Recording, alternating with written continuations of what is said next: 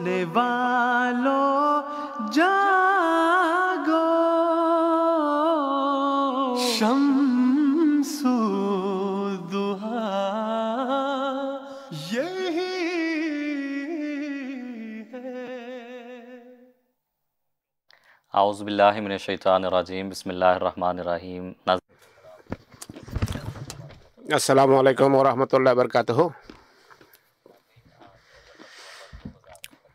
1 November 2025 Germany থেকে রায়ে হুদা নিয়ে আমরা উপস্থিত হয়েছি। मिर्ज़ा ग़ुलाम अहमद कादियानी अलैहिस्सलातु वस्सलाम, जो कि बानी जमात अहमदिया हैं, आपके अकायद के हवाले से बात करते हैं, आपकी तालीमात के हवाले से बात करते हैं, आपके दावी के हवाले से बात करते हैं। और इस प्रोग्राम को बराह रास्त पेश करने का मकसद ये है कि अगर आपके जहन में जमात अहमदिया के अकायद के हवाले से किसी भी किस्म का कोई सवाल हो या बिलउमूम इस्लाम के हवाले से कोई भी सवाल हो বা ইসলাম সম্পর্কে কোনো বা জামাত আহমদিয়া সম্পর্কে কোনো প্রশ্ন থাকে, এই অনুষ্ঠানে আপনারা তা জিজ্ঞেস করতে পারেন, সরাসরি কথা বলতে পারেন আমাদের সাথে। আমরা ইনশাআল্লাহ আপনাদের প্রশ্নের উত্তর দেব। দর্শক, আজকে রাহে হুদা যা আমরা উপস্থাপন করছি, এতে জার্মানি থেকে উপস্থাপিত সিরিজের দ্বিতীয় প্রোগ্রাম। গত প্রোগ্রামে আমরা মহানবীর অসাধারণ এক ভবিষ্যৎবাণী সম্পর্কে আলোচনা আরম্ভ করেছিলাম। সে ভবিষ্যৎবাণী শেষ যুগের সাথে সম্পর্ক রাখে আর তা দাজ্জাল সংক্রান্ত। এটি এমন একটি ভবিষ্যৎবাণী যে মহানবী দাজ্জালের লক্ষণাবলী তুলে ধরেছেন, বলেছেন শেষ যুগে ফিতনার আবির্ভাব হবে, উম্মতকে সতর্ক করেছেন সেই ফিতনা থেকে বাঁচার জন্য যেন উম্মত পুরো চেষ্টা করে। মহানবী স্পষ্টভাবে বিভিন্ন উদাহরণ দিয়ে সিমিলি উপস্থাপন করে স্পষ্ট করেছেন দাজ্জাল কিভাবে আবির্ভূত হবে, সে কেমন ফিতনা হবে, উম্মত যার কারণে প্রভাবিত হবে। গত প্রোগ্রামে কিছু আলামত বা লক্ষণ নিয়ে আলোচনা করেছি। মুসলমান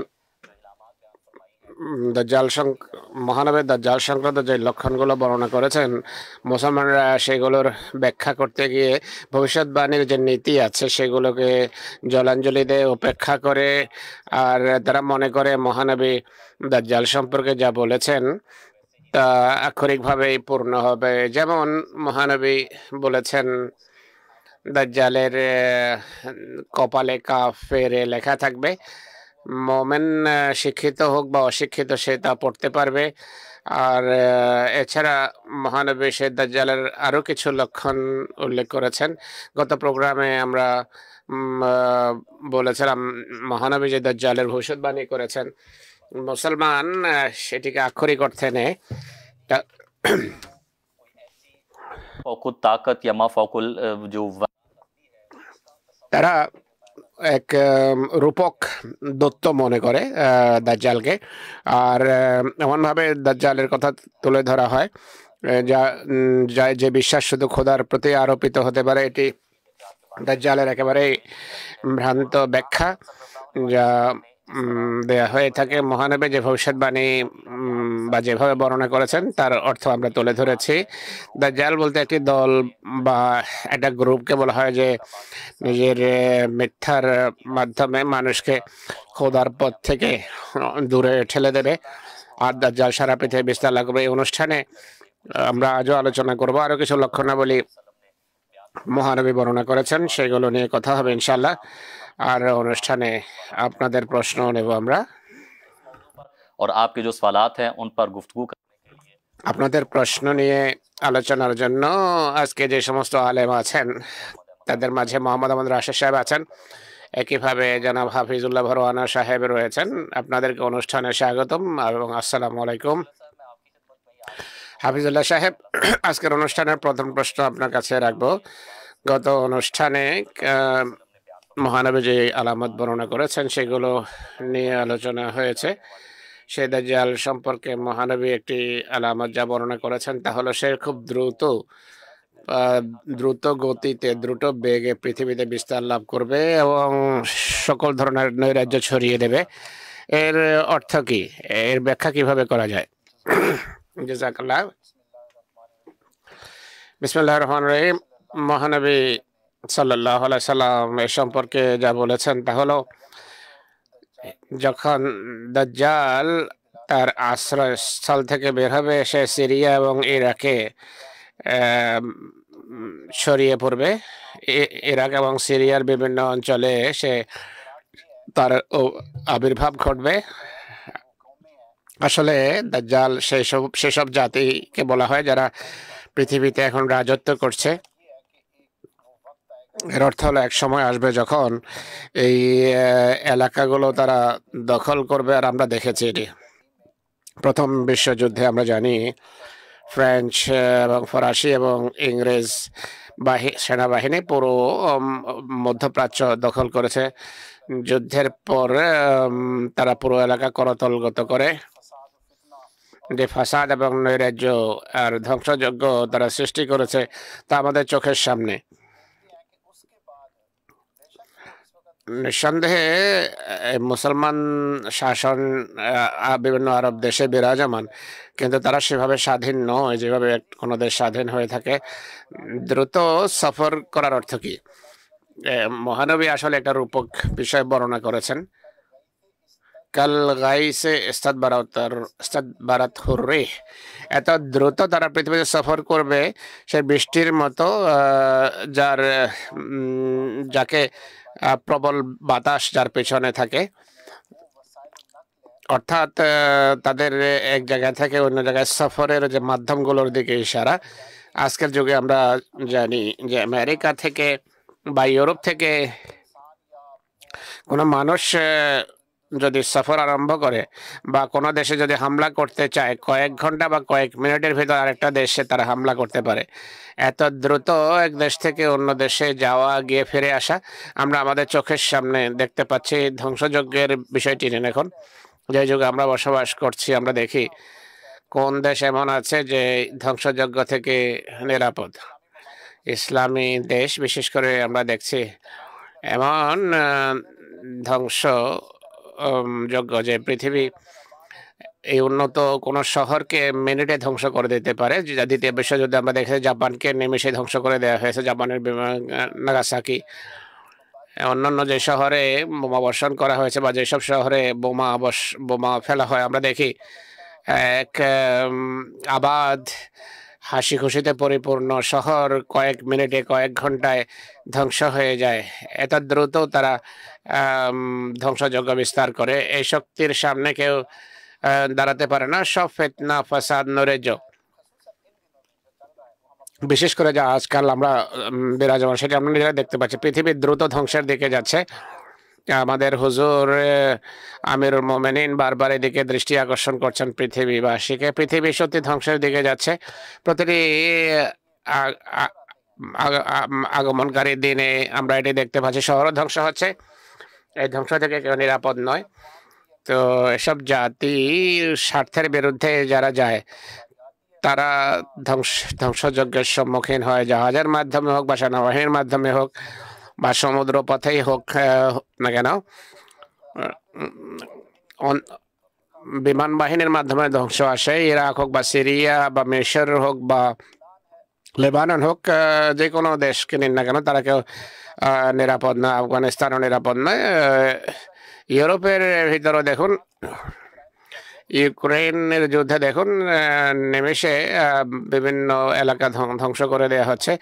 এই হলো ফিতনা, ফাসাদ এবং নৈরাজ্য যা পৃথিবীতে এখন আমরা দেখতে পাচ্ছি। একটা সামান্য জাগতিক স্বার্থে হাজার হাজার লোককে ধ্বংস করা হয়, হাজার হাজার ঘরবাড়ি কয়েক মিনিটে ধূলিসাৎ করা হয়। যত দ্রুত উন্নতি হয়েছে তত দ্রুতই ধ্বংসের দিকে নিয়ে যাচ্ছে এরা। এখন তো মিনিটে ধ্বংসযজ্ঞ সৃষ্টি করা হয়।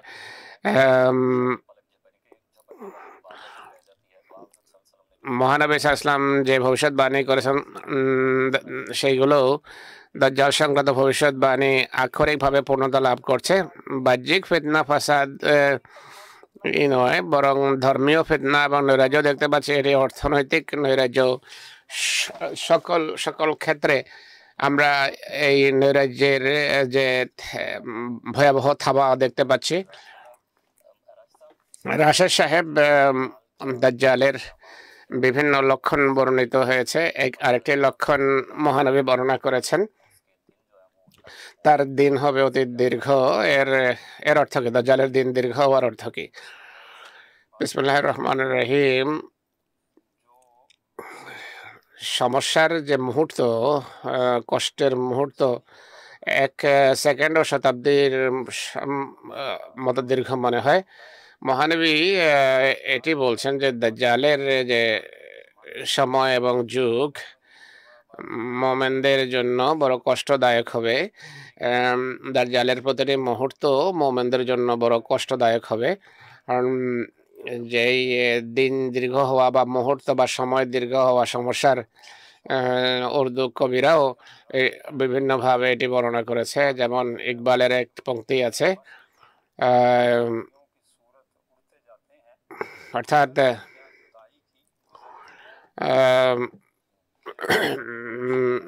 আনন্দ এবং মেলানের প্রতিটি মুহূর্ত এক মিনিটে যেন একটা মাস কেটে যায়, কিন্তু বিরহের যে একটি মুহূর্ত তা অতিক্রান্ত হতে মাসের মতো লেগে যায়। অনেকেই লিখেছে শতাব্দীর মতো দীর্ঘ। মানে উর্দুর এক কবি আছেন আকবর এলাহাবাদী, তিনি বলছেন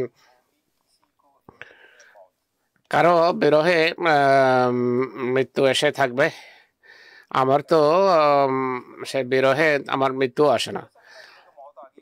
কারো হয়তো মৃত্যু এসে থাকবে, আমার তো সেই বিরহের মুহূর্তে ঘুমও আসে না। এর অর্থ হলো কঠিন যে মুহূর্ত বা সময় সেটি অনেক দীর্ঘ মনে হয়, এটি কাটতেই চায় না।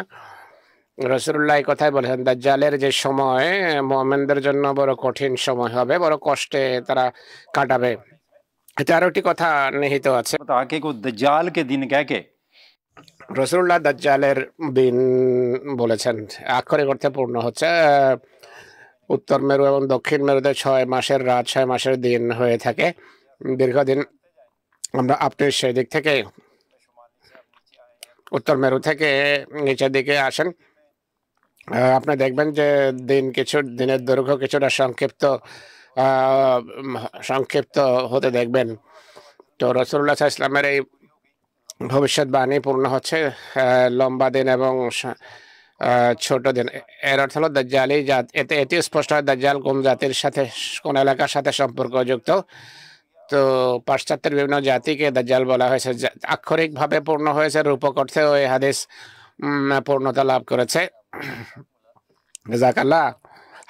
ভরওয়ানা সাহেব মুসলমান ওলামা এই ভবিষ্যৎবাণীর ব্যাখ্যা যখন করে, তারা পূর্বে উল্লেখ করা হয়েছে, অনেক সময় তাদের ব্যাখ্যা এমন মনে হয় যেন যে বৈশিষ্ট্যাবলী আল্লাহ তাআলার, একান্ত আল্লাহ তাআলার, মনে হয় যেন এই বৈশিষ্ট্যের অধিকারী দাজ্জাল, তারা এইভাবে ব্যাখ্যা করে। তো রাসূলুল্লাহ একটি লক্ষণ বর্ণনা করেছেন, গায়র আহমদেরা যখন ব্যাখ্যা করে তখন দাজ্জালকে খোদা বানিয়ে দেয়। উদাহরণস্বরূপ দাজ্জাল আকাশকে বলবো যে বৃষ্টি বর্ষণ করো, ভূমি ফসল উৎপন্ন করবে, ধনভাণ্ডার বের করে দেবে, যাকে চাইবে দাজ্জাল হত্যা করবে, যাকে চাইবে জীবিত রাখবে। এইগুলোর ব্যাখ্যা করুন। দেখেন মহানবী সাল্লাল্লাহু আলাইহি ওয়াসাল্লামের যে শব্দ আপনি যেভাবে বললেন, ইয়ামুরুস-সামা ফাতুমতার, আকাশকে দাজ্জাল বৃষ্টি বর্ষণ করার নির্দেশ দিলে আকাশ বৃষ্টি বর্ষণ করবে, জমিকে নির্দেশ দেবে, ফাতুমবেতু ভূমিকে ফসল উৎপন্ন করার নির্দেশ দিলে ফসল উৎপন্ন করবে। ইয়ামুরু বিল খারিবাতি ফায়াকুলু লাহা আখরিজি কুনুজাকে, ভূমিকে বলবে যে ধনভাণ্ডার বের করে আন, আর ভূমি তাই করবে। তাতবাউ কুনুজাহা কাইয়াসে বিন্নাহাল, সেই ধনভাণ্ডার মৌমাছির মতো তার পেছনে ছুটে আসবে। আক্ষরিক অর্থে যদি নেন তাহলে কোরআন স্পষ্টভাবে এটি প্রত্যাখ্যান করে। কোরআন বলে ইয়ম্বিতুল লাকুমুজ যারা, ফসল আল্লাহ তাআলা উৎপন্ন করেন। এখানে বলা হচ্ছে দাজ্জাল উৎপন্ন করবে। এর অর্থ হলো দাজ্জাল এবং খোদা কি বৈশিষ্ট্যের ক্ষেত্রে সমতা রাখে? কোরআন তো বলছে জাইতুনা ও নাখলা মিন কুল্লি সামারাত, এগুলো আল্লাহ তাআলা উৎপন্ন করেন, আল্লাহর ইচ্ছা অনুসারে উৎপন্ন হয়। তাহলে এর এছাড়া বৃষ্টিকে নিন, होता है कि बारिश मेरे हुक्म से होती है। আল্লাহ বলছেন বৃষ্টি আমার নির্দেশে বর্ষিত হয়। নাযালা মিনাস সামা'i ফাহিয়া বিহিল আরদা বাদা মাউতিহা লা ইয়াকুলান্না আল্লাহ। তুমি যদি তাদেরকে জিজ্ঞেস করো যে আকাশ থেকে কে বৃষ্টি বর্ষণ করেছে আর ভূমিকে কে জীবিত করেছে মৃত্যুর পর, লা ইয়াকুলান্না আল্লাহ, তারা বলবে অবশ্য আল্লাহ তাআলাই এমনটি করেছেন। একইভাবে আরেক জায়গায় আল্লাহ তাআলা বলছেন ইন্নাল্লাহা ইনদাহু ইলমুস সাআ ওয়া ইউনাজ্জিলুল গায়থ, শেষ মুহূর্তের বা চূড়ান্ত মুহূর্তের জ্ঞান শুধু আল্লাহ তাআলাই রাখেন, তিনি বৃষ্টি বর্ষণ করেন। তো আল্লাহ যদি বৃষ্টি বর্ষণ করেন আর কোরআনে যদি এ কথা বলে থাকেন, এটিকে যদি আক্ষরিক অর্থে নেই যে দাজ্জালও বৃষ্টি বর্ষণ করবে, তার অর্থ হলো সে আল্লাহর শরীক এবং সমকক্ষ হলো। আল্লাহর যত শক্তি এবং ক্ষমতা রয়েছে, দাজ্জালও এমনটি শুরু করবে। আকাশকে বলে বৃষ্টি বর্ষণ, আকাশ বৃষ্টি বর্ষণ করবে, ভূমিকে ধনভাণ্ডার বের করার নির্দেশ ছিল, সে ধনভাণ্ডার বের করবে। আর ধনভাণ্ডার দাজ্জালের পেছনে আসবে।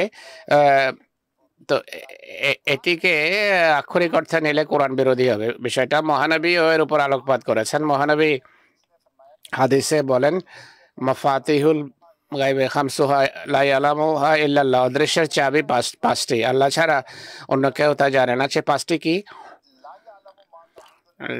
লা ইয়ালামু মা তাগিজুল আরহাম, মাতৃগর্ভে যা আছে আল্লাহ ছাড়া আর কেউ জানে না।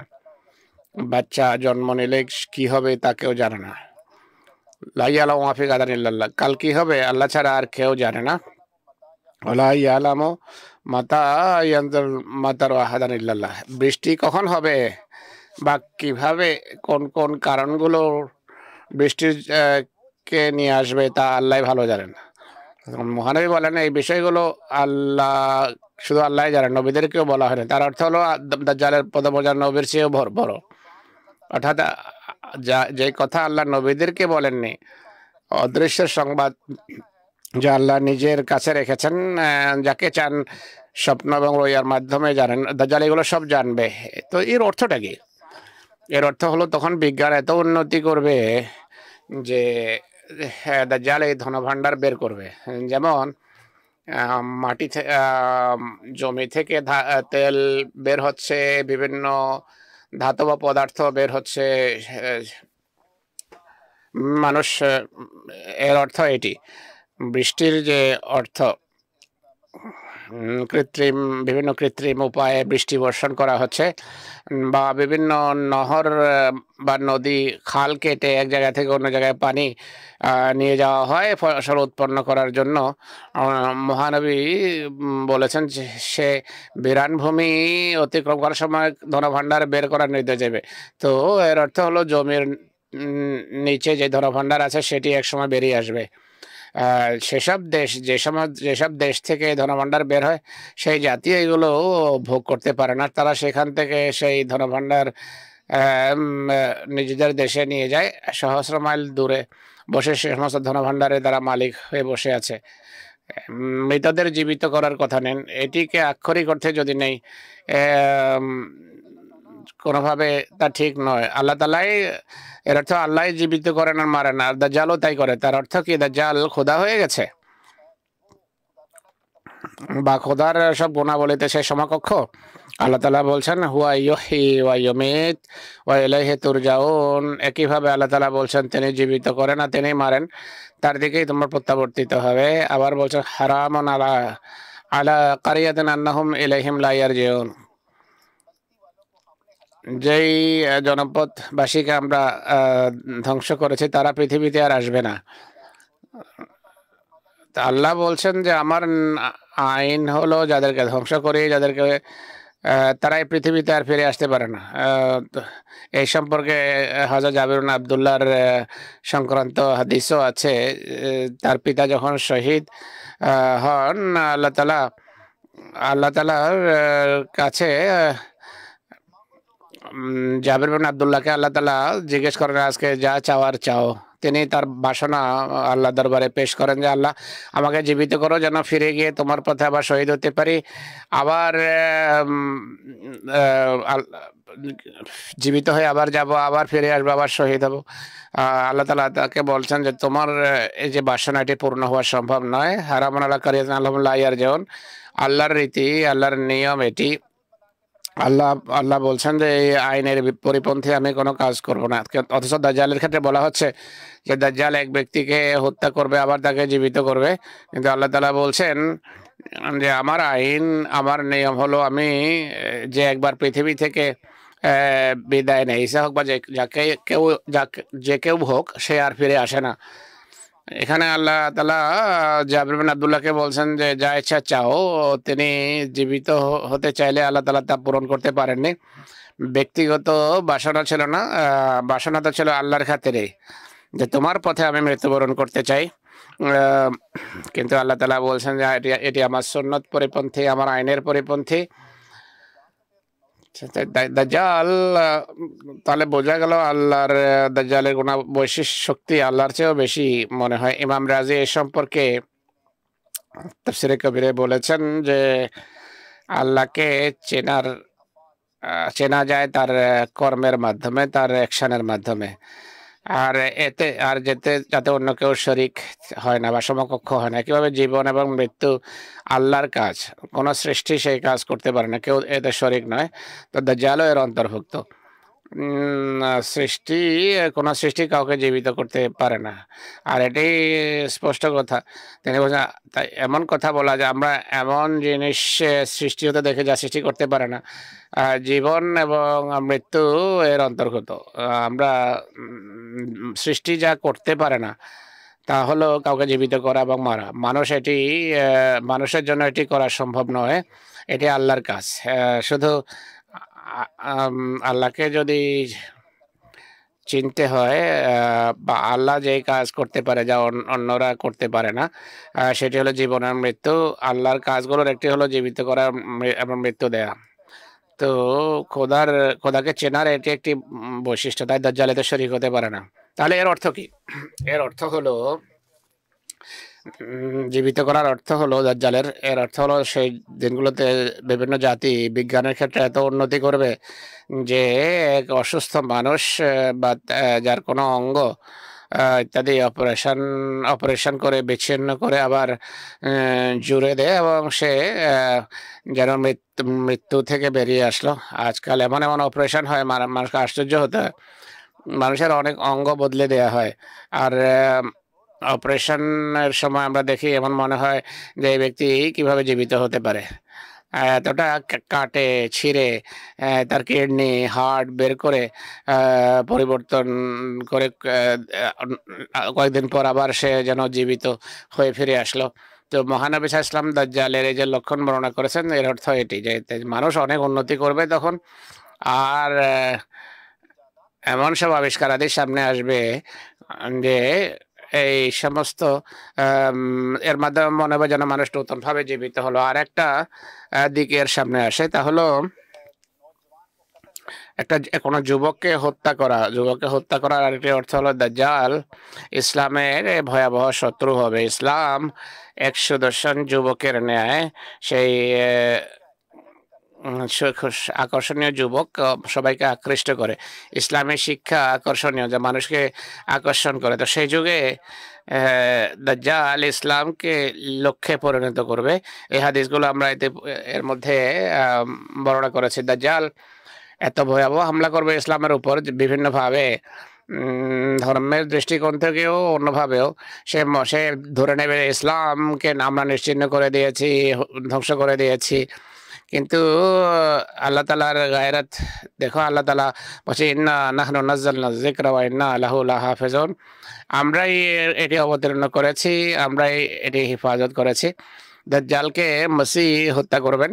এর অর্থ হলো দাজ্জাল ভাববে যে আমি সবকিছু ধ্বংস করে দিয়েছি, এখন আর কিছুই থাকবে না। কিন্তু সেই মসিহ যাকে আল্লাহ প্রেরণ করবেন, সেই মসির মাধ্যমে সেই যুবককে অর্থাৎ ইসলামকে আবার জীবিত করবেন, ইসলামের সৌন্দর্য আবার পৃথিবীর সামনে তুলে ধরবেন। এই যে ইসলামের ইসলামের যে বিজয় বা ইসলাম আসল শিক্ষা জগতের সামনে আবার মসির মাধ্যমে উপস্থাপন করা হবে, উপস্থাপিত হবে, এর অর্থ এটি হতে পারে। জাযাকাল্লাহ বিস্তারিত আলোকপাত করেছেন महानबी। ये अलामत बयान फरमाई है, उससे क्या मुराद है।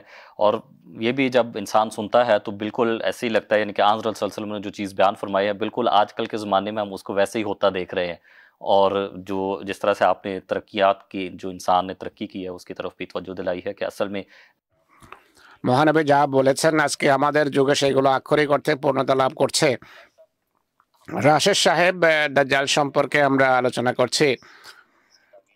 এর দাজ্জাল সংক্রান্ত ভবিষ্যৎবাণীগুলোর অর্থ করতে হবে, বিভিন্ন জাতিকে বোঝায়। এমন একটি হাদিসও আছে, সাহাবীরা দেখা যায় যে এক ব্যক্তিকে গির্জাতে বাধা দেখেছেন। তার সাথে যখন কথা হয় সে বলে আমাকে শিকলাবদ্ধ করে রাখা হয়েছে, আমাকে এখনো অনুমতি দেয়া হয়নি। জাসাসা বলা হয় এটি তাকে। জাসাসা এর অর্থ কি আর এটি কিভাবে বোঝা সম্ভব? দাজ্জাল গির্জাতে বাধা এর অর্থ কি? বিভিন্ন হাদিস গ্রন্থের এই ঘটনা আমি আপনাদের সামনে তুলে ধরবো, এরপর ব্যাখ্যা করবো এর অর্থ কি। তামিম দারি একজন সাহাবী ছিলেন যিনি পূর্বে খ্রিস্টান ছিলেন। তিনি ইসলাম ধর্ম গ্রহণ করেন। এরপর মহানবীর কাছে একটি ঘটনা বর্ণনা করেন। ঘটনা হলো, তিনি বলেন আমরা প্রায় 30 ব্যক্তি নৌকায় বসে সফরে বের হই। সমুদ্রের ঢেউ 30 দিন পর্যন্ত আমাদেরকে কখনো এইদিকে কখনো ওইদিকে নিয়ে যেতে থাকে। এরপর আমরা পশ্চিম হাদিসে মাগরিব আর শামস শব্দ আছে, পশ্চিম দিকে সূর্য অস্ত যাওয়ার দিকে কোন একটা দ্বীপে পৌঁছি। আমরা যখন দ্বীপে গেলাম সেখানে কোনো মানুষের সাথে দেখা হয়নি। সেখানে এক দাব্বা অর্থাৎ এক প্রাণী বা চতুষ্পদ জন্তুর সাথে সাক্ষাৎ হয়। সেই চতুষ্পদ জন্তুর চেহারা আকৃতি ছিল, তার চুল অনেক বেশি ছিল, তার পেছনের অংশ কোনটা সামনের অংশ কোনটা তা পার্থক্য করা কঠিন ছিল। এ ধরনের লোক। আমরা তাকে জিজ্ঞেস করলাম সেই দাব্বাকে, আমরা সে 30 ব্যক্তি সেই দাব্বাকে বা প্রাণীকে জিজ্ঞেস করি যে তুমি কে? সে বলে আমি জাসাসা। জাসাসা মানে জাসুস বা গোয়েন্দা শব্দের বহুবচন। তারা জিজ্ঞেস করেন জাসাসা কি, জাসুস কি? সে বলে ওইদিকে গির্জা আছে, সেই দ্বীপে একটা গির্জা আছে, গির্জায় চলো, সেখানে এক ব্যক্তি আছে। তারা বলেন আমাদের ভয় হয় যে এই ব্যক্তি কি শয়তান না জিন না ভূত। যাই হোক আমরা তার সাথে গেলাম। সেখানে সে আমাদের অনেক প্রশ্ন করে। সে জিজ্ঞেস করে আরবে যে নবী আসার কথা, তিনি এসেছেন কিনা। আর ধীরে ধীরে কথা বলতে বলতে বলে যে আমি মসিহুদ দাজ্জাল, আমি যখন অনুমতি পাবো তখন এখান থেকে বের হব আর 40 দিনে সারা পৃথিবী আমি দখল করব বা সারা পৃথিবী পরিভ্রমণ করব। 40 রাতে সারা পৃথিবী পরিভ্রমণ করব। এই পুরো ঘটনা সম্পর্কে মৌলবীরা বলে যে সে জাসাসা হলো দাজ্জাল। লেখা আছে কোন কোন জায়গায় দাজ্জালের সাথে কারো সাক্ষাৎ হয়েছে কি, তার মৌলবীরা বলে এক সাহাবীর সেই দাজ্জালের সাথে দেখা হয়েছে, তামিম দারের। এই হাদিসের ঘটনা দ্বারা শোনা কথা হলো এই যে পুরো ঘটনা এটি বাহ্যিক ঘটনা নয়, এটি আক্ষরিক নয়। কেন নয়? আমরা গত অনুষ্ঠানে বলেছি, বারবার এটাই বলছি, আসল কিতাব হলো কোরআন, ডিসাইসিভ বুক। কোরআন বিরোধী কথা যাই হবে তা গ্রহণযোগ্য নয়। এই ঘটনা আমরা একটু বিশ্লেষণ করি যে এর অর্থ কি। মহানবী এই পুরো বিষয় যখন বর্ণনা করার হাদিসে আছে, হুজুরের চেহারা হাসি ছিল। তিনি বলেন যে দেখো, আমি তোমাদের যেসব কথা বলতাম দাজ্জাল সম্পর্কে, তামিমদারির কথা আমার কথার সাথে সামঞ্জস্য রাখে। রাসূলুল্লাহর কথার অর্থ কি তা এর অর্থ হলো, এর ব্যাখ্যা মোহাম্মদ রসুল্লাহর কথার বিরোধী ব্যাখ্যা আপনি করতে পারবেন। রসুল্লাহ বলছেন যে আমার কথার মতো এই কথা, এটি যা তমিমদারি আমাকে বলল। এটি কোনো স্বপ্ন হবে। স্বপ্নে যে কেউ যে কিছু দেখতে পারে, খ্রিস্টানও স্বপ্ন দেখতে পারে। সেই অবস্থায় আল্লাহ তাআলা স্বপ্ন দেখাতে পারেন। তিনি রসুল্লাহকে বলেন যে, হে আল্লাহ রসুল, আমি এটি দেখেছি স্বপ্নে, আর এই ঘটনা ঘটেছে। রসুল্লাহ আনন্দিত হন এবং বলেন যে এই তমিমদারি যে এই ঘটনা শুনিয়েছে এটি সেই কথাগুলোর সাথে সামঞ্জস্য রাখে যে আল্লাহ আমাকে দেখিয়েছেন।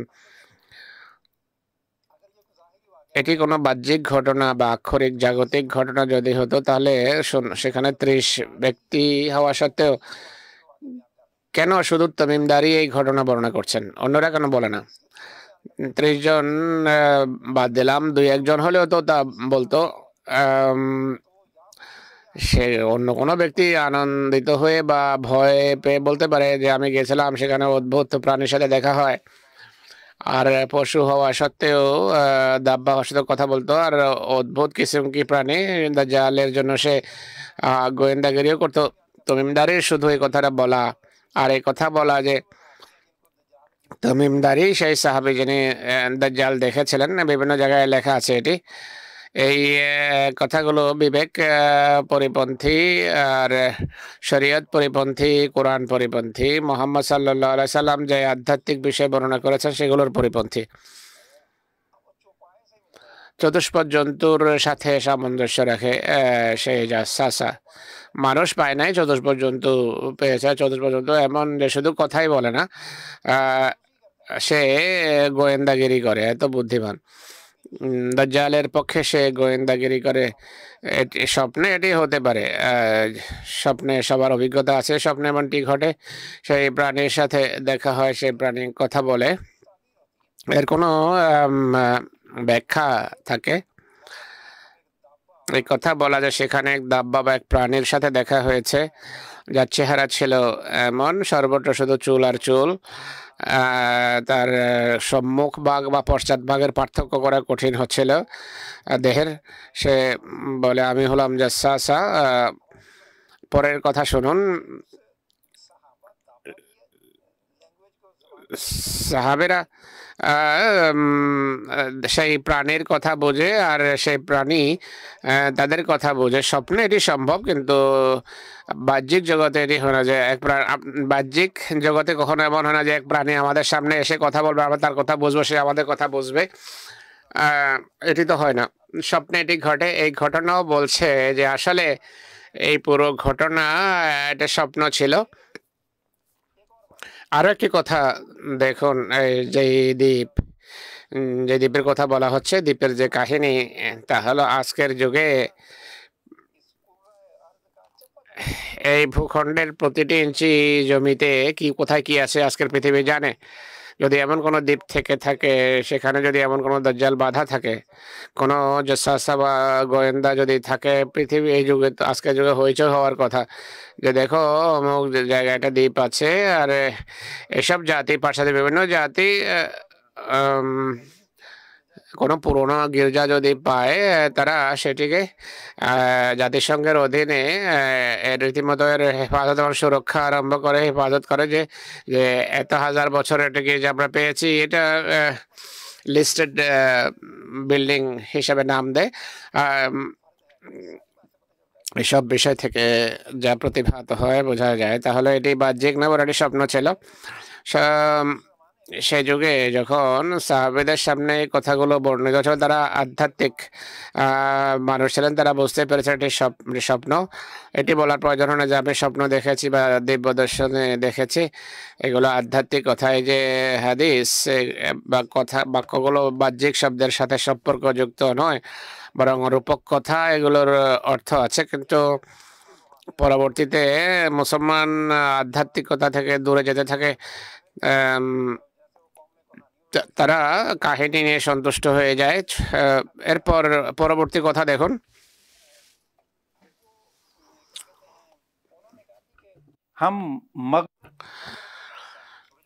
আবার বলছে যে মাগরিব আর শামস, অর্থাৎ পৌঁছলাম। এতে এদিকে ইশারা যে দাজ্জালি জাতির সম্পর্ক পাশ্চাত্যের সাথে। সেখানে গির্জা আছে, এদিকে ইশারা যে দাজ্জালের সম্পর্ক গির্জার সাথে অবশ্যই আছে। পরবর্তী কথা যা সামনে আসছে, রনা সাহেব যে কথাগুলো বলেছেন যে এরা যে কাহিনী বিভিন্ন তারা বলবে দাজ্জালের ভিতর ঐশ্বরিক শক্তি থাকবে, যা চাইবে করবে। আর কিন্তু দাজ্জাল বলছে যে ওশেকো আইউজান আলী আল খরুজ, যে অচিরে আমাকে বের হওয়ার অনুমতি দেয়া হবে। সে বলবে ইসলামের যুগ, শক্তির যুগ রাসূলুল্লাহর যুগে ছিল। সে জানে এখানে আমার কথা চলবে না। অর্থাৎ স্বপ্নে যে দেখে যে আমাকে বের হওয়ার অনুমতি দেয়া হবে, বাহ্যিক অর্থে নেওয়া হয় সে তো আকাশ এবং পৃথিবীর অধিপতি, তার অনুমতির দরকার কি? কিন্তু এর অর্থ করতে হবে, এর অর্থ হলো ওই আল্লাহ তাআলার তাকদীর যখন আমাকে অনুমতি দেবে।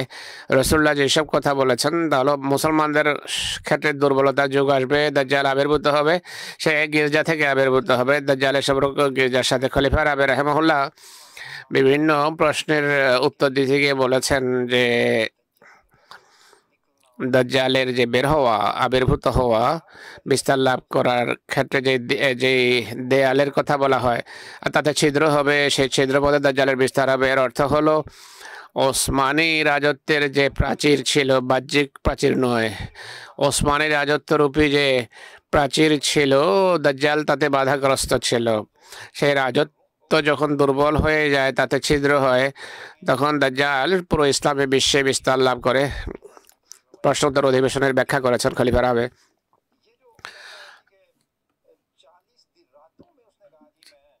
চল্লিশ রাতে আমি সারা পৃথিবীকে করতলগত করব। এতে বলা হয়েছে যে দাজ্জালের সম্পর্ক অন্ধকারের সাথে, ইসলামের জ্যোতির সাথে দাজ্জালের সম্পর্ক থাকবে না। আর কে আছে যে 40 রাতে সারা পৃথিবী পরিভ্রমণ করতে পারে? সবাই জানে কারা 40 দিনে পরিভ্রমণ করছে। আজকের জাহাজ, ট্রেন, গাড়ি, এরা পৃথিবীর সর্বত্র পরিভ্রমণ করছে। এখন তো এরা মঙ্গল গ্রহে যাওয়ার কথা বলছে। তো এই পুরো ঘটনা থেকে বোঝা যায় যে এটি একটি স্বপ্ন ছিল। আর যা ব্যাখ্যার দাবি রাখত, হুজুর সাল্লাল্লাহু নিজেই বলেন যে এই কথাগুলো যেমনটি আমি দেখেছি, যেমনটি আমি বলেছি, এটি বলে রাসূলুল্লাহ বলছেন যে এগুলো ব্যাখ্যার দাবি রাখে। আমার মনে হয় কথা যথেষ্ট বলা হয়ে গেছে। চূড়ান্ত ফলাফল সেটি যা শুরু থেকে আমরা বলে আসছি, যে পাশ্চাত্যের বিভিন্ন জাতির সাথে সম্পর্ক, এইসব জাতি পৃথিবীতে কিভাবে প্রভাব প্রতিপত্তি নিজেদের বিস্তৃত করবে, সেই দিকে ইশারা। জাযাকাল্লাহ রাশেদ সাহেব। আমরা এগিয়ে যাই। আরিফুজ্জামান সাহেব আছেন বাংলাদেশ থেকে, তার সাথে কথা বলি। আসসালামু আলাইকুম।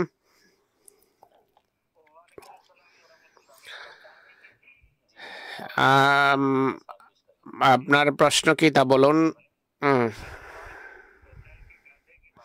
দাজ্জালের গাধা সংক্রান্ত প্রশ্ন আমরা শুনেছি। দাজ্জাল একটি গাধা থাকবে, তার চেহারা বা আকৃতি কেমন হবে, এটি কি কোনো প্রাণী? এর ব্যাখ্যা উপস্থাপন করুন। অনেক ধন্যবাদ হাফিজুল্লাহ সাহেব। এই প্রশ্ন গুরুত্বপূর্ণ একটি প্রশ্ন। রাসূলুল্লাহ সাল্লাল্লাহু আলাইহি ওয়াসাল্লাম দাজ্জালের গাধার লক্ষণাবলী বর্ণনা করেছেন। দাজ্জালের গাধা কি? আমরা ব্যাখ্যা করি এর অর্থ কি। আসলে দাজ্জালের যে গাধা বা বাহন, বিভিন্ন হাদিসের উল্লেখ আছে। শুধু এক হাদিসে না, কানজুল উম্মালের এক হাদিস আছে, ইয়াখরুজুদ দাজ্জালু আলা হিমারিন আকমার মা বাইনা উযুনাহি সাবউনা বাআন। দাজ্জাল গাধায় বসে বের হবে, তার রং রূপার মতো হবে, তার 2 কানের দূরত্ব হবে 70 গজ। একইভাবে আরেকটি রওয়ায়াতে আছে তাহতাহু হিমারুন আকবার তুলু কুল্লু ওজনিন মিন ওজনাহি 30 জিরান। মা বাইনা হাফেরে হেমারিহি এলা হাফেরে মাসিরাতে ইয়ামিন ওয়াইল্লাতেন, সেই গাধার এক পা থেকে অন্য পায়ের দূরত্ব একদিন এবং এক রাতের হবে। বাহ্যিক অর্থে যদি দেখি, এমন এক গাধা যার এক পা এক রাত দিনের সমান, শত শত মাইল দাঁড়ায়, সে একটা পদক্ষেপ নেবে, সে ভূপৃষ্ঠে খুব দ্রুত সফর করবে। ইয়াতানাওয়ালু সাহাবা বিয়ামিনিহি, সে আকাশে মেঘমালার মাঝে সফর করবে। ইয়াসবিকু শামসা ইলা মাগরিবিহা, ইয়াকবু শামসা ইলা মাগরিব, সূর্য অস্ত যাওয়ার পূর্বে সে গন্তব্যে পৌঁছে যাবে। সে সমুদ্রে সফর করলে হাঁটু পর্যন্ত তার ভিজবে। তার সামনে, গাধার সামনে জাবাল দুখানেন, অর্থাৎ ধুম্র পাহাড় থাকবে। খালফুহু জাবালুন আখদার,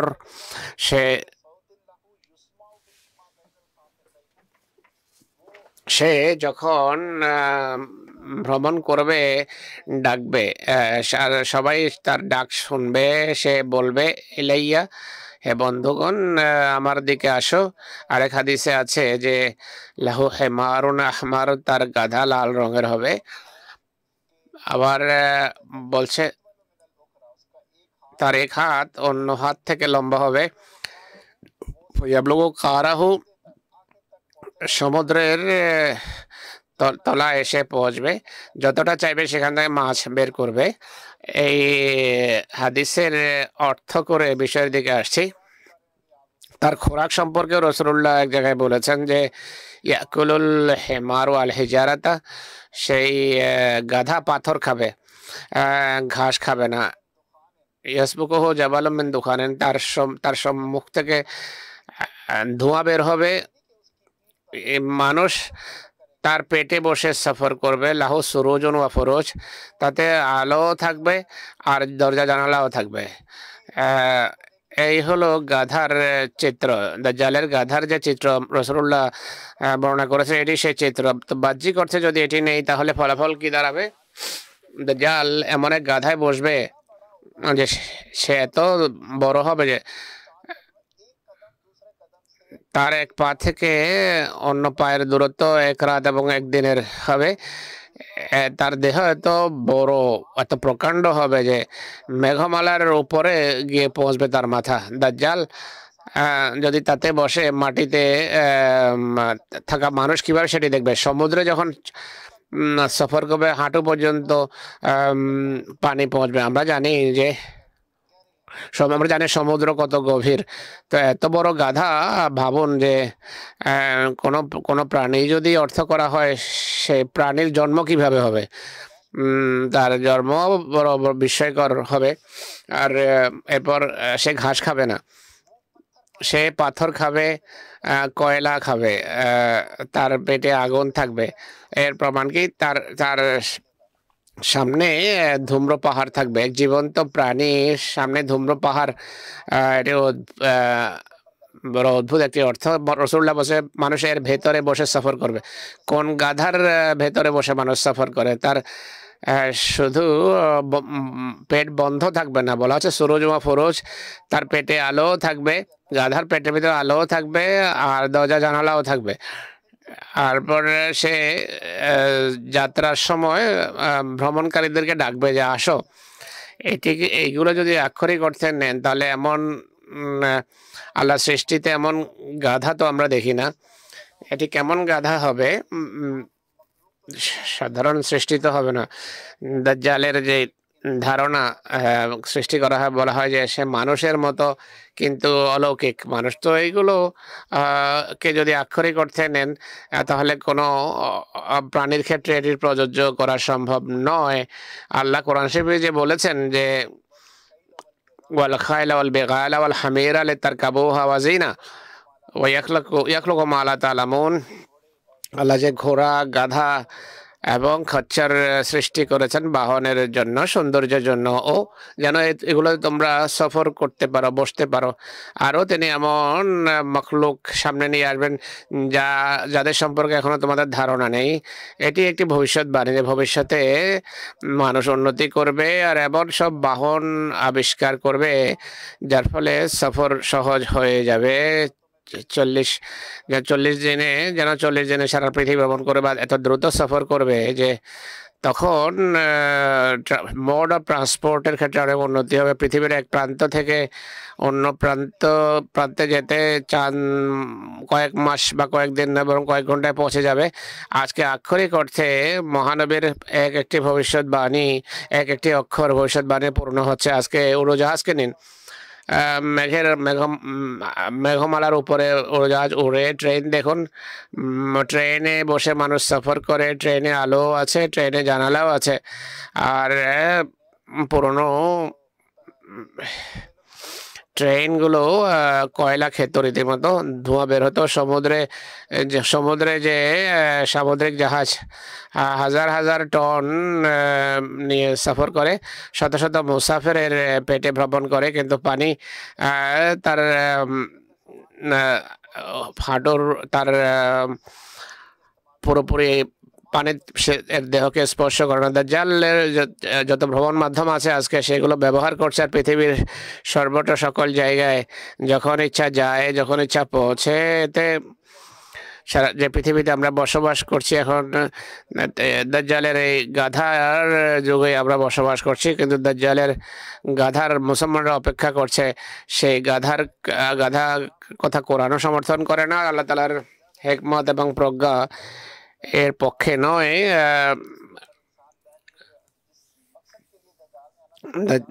দাজ্জাল যে উদ্দেশ্যে দাজ্জাল আসবে তাকে তো দেখা সম্ভবই হবে না, এমন দাজ্জাল দেখবে না। তাই বাহ্যিক চোখে মানুষ এই দাজ্জালকে দেখবে না।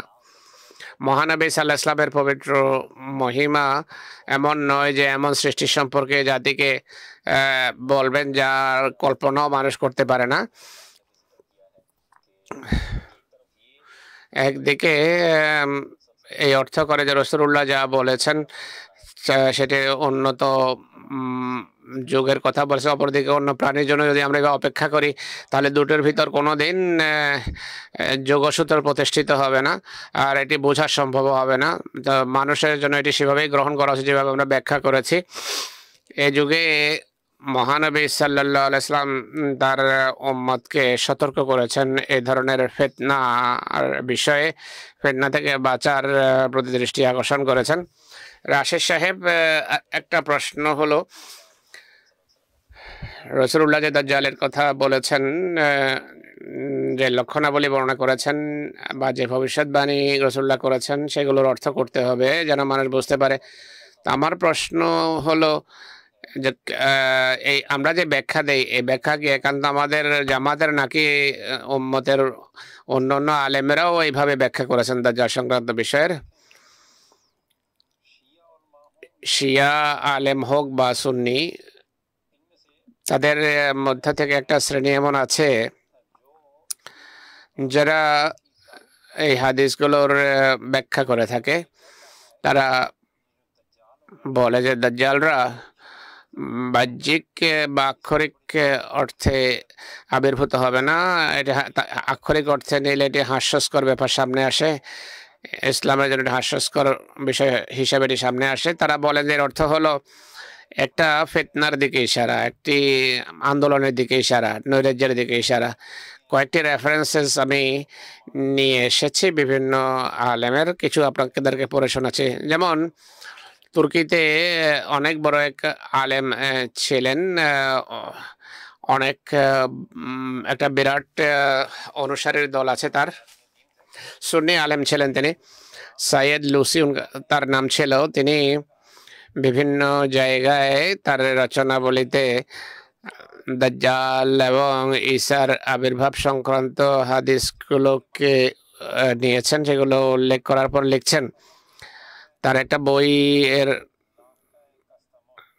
নাম হলো লাহকায়ে কাস্তামুন। এই বইয়ের 84-85 তিনি লিখেছেন শেষ যুগে হযরত ঈসা আলাইহিস সালামের আবির্ভাব এবং দাজ্জালকে হত্যা করা সম্পর্কে সঠিক হাদিসের আসল অর্থ না বোঝার কারণে একটা জগৎ পূজারী আলেমদের একটা শ্রেণী এসব রওয়ায়েত এবং হাদিসের বাহ্যিক শব্দ শুনে সন্দেহে নিপতিত হয়েছে।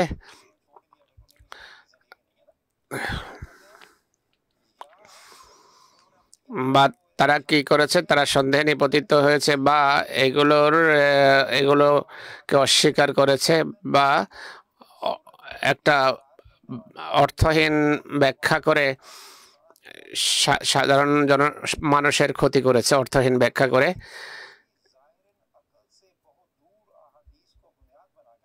যারা মুলহিদ বা যারা খোদা তাআলার অস্তিত্বকে স্বীকার করে না, তারা এই সমস্ত রওয়ায়েত দেখে ইসলামের উপর হামলা করে, আল্লাহর অস্তিত্বে হামলা করে। ঈসা আলাইহিস সালামের সাথে দাজ্জালের যুদ্ধের সময় ঈসা আলাইহিস সালাম যখন তাকে হত্যা করবেন,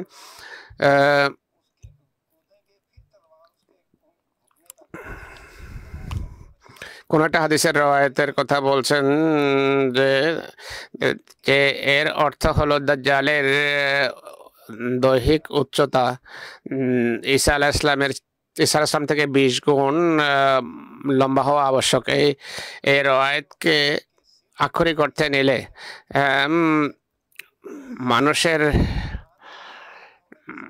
মানুষের বুদ্ধির পরিপন্থী হওয়ার কারণে আল্লাহ তাআলার সুন্নতের পরিপন্থী। ইনি আরো লিখছেন যে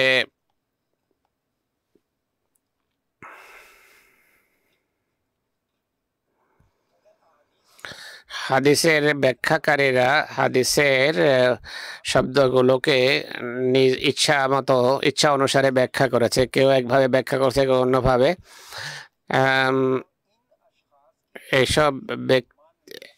এইসব ব্যক্তিবর্গ, শেষ যুগের যে সমস্ত ব্যক্তিবর্গ সামনে আসবে, তাদের যে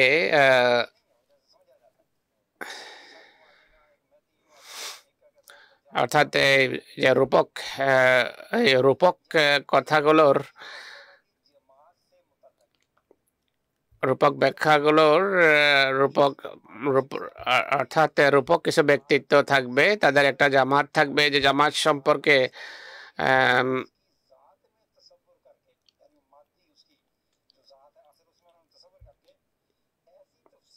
তারা এমন ব্যাখ্যা করেছে যে সেই অসাধারণ ব্যক্তিত্ব যখন প্রকাশ পাবে তখন সবাই তাকে চিনতে পারবে। যেমন ঈসা আকাশ থেকে আসবে, দাজ্জাল আসবে, সবার জন্য তো তা বোঝা বা চেনা কঠিন। অথচ আমরা বলেছিলাম এই পৃথিবী পরীক্ষাগারের মতো বিবেক বুদ্ধির জন্য দরজা খোলা হয়, কিন্তু সিদ্ধান্ত মানুষের হাতে থাকে। ইনি আরো বলছেন হযরত ঈসা আলাইহিস সালাম রূপক ব্যক্তিত্ব হিসেবে বেদিনীর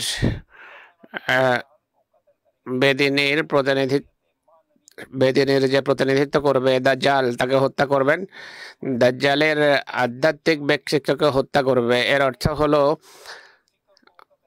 আল্লাহকে যে অস্বীকার করার দৃষ্টিভঙ্গি আছে দাজ্জালের, সেটিকে তিনি হত্যা করবেন। দাজ্জাল কি আল্লাহ তাআলাকে অস্বীকার করার যে ধ্যান ধারণা, সেটিকে দাজ্জাল আখ্যায়িত করেছেন তিনি। মুফতি আবু লুবাবা এক ব্যক্তি আছেন, তিনি দাজ্জাল কৌন কাহা বা দাজ্জাল কারা কে এই নামে একটা বই লিখেছেন। 134 পৃষ্ঠায় দীর্ঘ আলোচনা করেছেন তিনি বলছেন কোনো ব্যক্তি বলে যে আমেরিকা দাজ্জালের এক চোখ থাকবে আর আমেরিকার চোখও একটি। তার জাগতিক চোখ খোলা, আধ্যাত্মিকতার চোখ বন্ধ। মুসলমানদেরকে এক চোখে দেখে এবং অমুসলিমদেরকে ভিন্ন চোখে দেখে। সে নিজের স্বার্থের জিনিস দেখে, অন্যের ক্ষতি নিয়ে তার কোনো মাথা ব্যথা নেই। তার মুদ্রাতে একটা চোখ আছে, সেটি হলো দাজ্জালি চোখ, যা শয়তানি ত্রিভুজের উপর শয়তানি লক্ষণাবলীর মাঝে তা বিদ্যমান। তার দেশে দাজ্জালি আন্দোলনের জন্ম হয়েছে, উন্নতি করছে, জাগতিক শক্তিকে করতলগত করে সে নিউ ওয়ার্ল্ড অর্ডারের মাধ্যমে পৃথিবীতে দাজ্জালি সিস্টেম প্রতিষ্ঠা করতে চায়। আরেক ভারতে অনেক বড় এক মুসলমান আলেম অতীত হয়েছেন। তিনি ওহিদুদ্দিন খান সাহেব কিয়ামতের লক্ষণাবলী একটা বই লিখেছেন, তাতে দাজ্জাল অধ্যায়ে অনেক দীর্ঘ আলোচনা করেছেন। সংক্ষেপে বলছি, হাদিস তিনি বলছেন হাদিস পাঠে জানা যায় দাজ্জাল এবং দাজ্জালিয়াত সত্যিকার অর্থে বৈজ্ঞানিক যুগের ফিতনা। বৈজ্ঞানিক যুগে প্রথমবার কিছু মানুষ যুক্তি প্রমাণের নামে সত্যকে মিথ্যা আখ্যায়িত করবে আর এটি বোঝাতে চাইবে যে জ্ঞানের সামনে সত্য দাঁড়াতে পারে না। আল্লাহ তাআলার প্রদত্ত তৌফিকে এক ব্যক্তি তখন ধন্যবান হবেন যিনি বৈজ্ঞানিক যুক্তি প্রমাণের মাধ্যমে দাজ্জালি ফিতনা নিরসন ঘটাবেন। দাজ্জালি যুক্তি প্রমাণকে তিনি শক্তিশালী যুক্তির মাধ্যমে অর্থহীন প্রমাণ করবেন।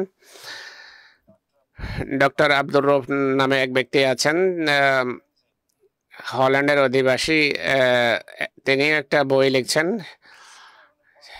সেখানে তিনি একটা প্রবন্ধ লিখেছেন দাজ্জাল সম্পর্কে। তিনি বলছেন,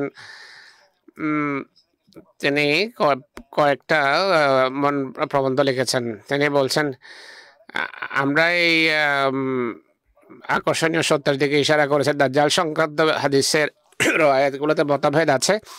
এর মতভেদ কেন, সেই কারণগুলো উল্লেখ করেছি। সেই মতভেদের কারণে দাজ্জাল যে এক ব্যক্তি সংক্রান্ত যে মতভেদ আছে, যে এক ব্যক্তি হবে এই সম্পর্কে মতভেদ আছে।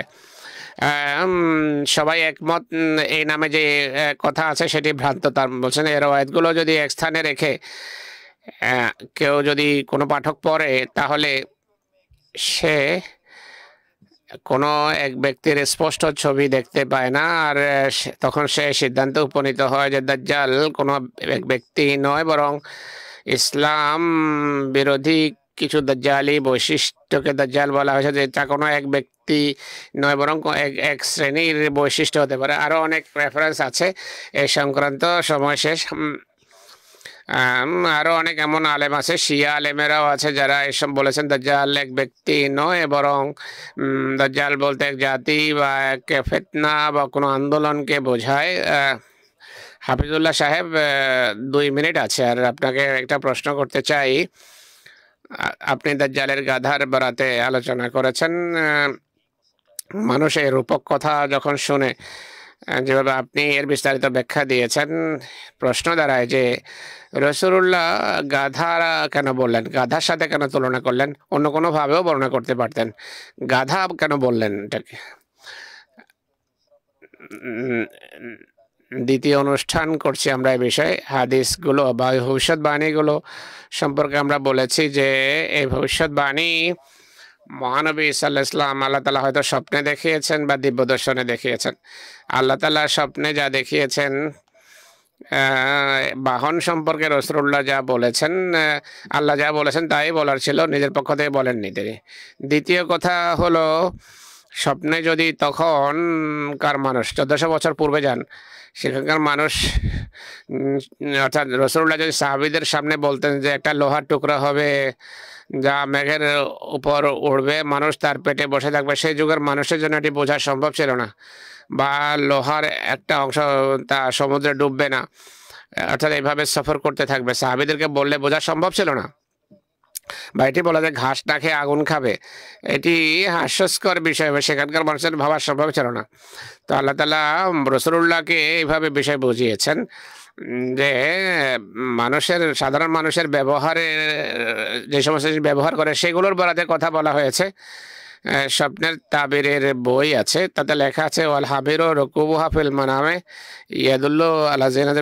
মানুষ যদি দেখে যে গাধায় সে আরোহণ করছে, এর অর্থ হলো সে সম্পদশালী হওয়া, সৌন্দর্য,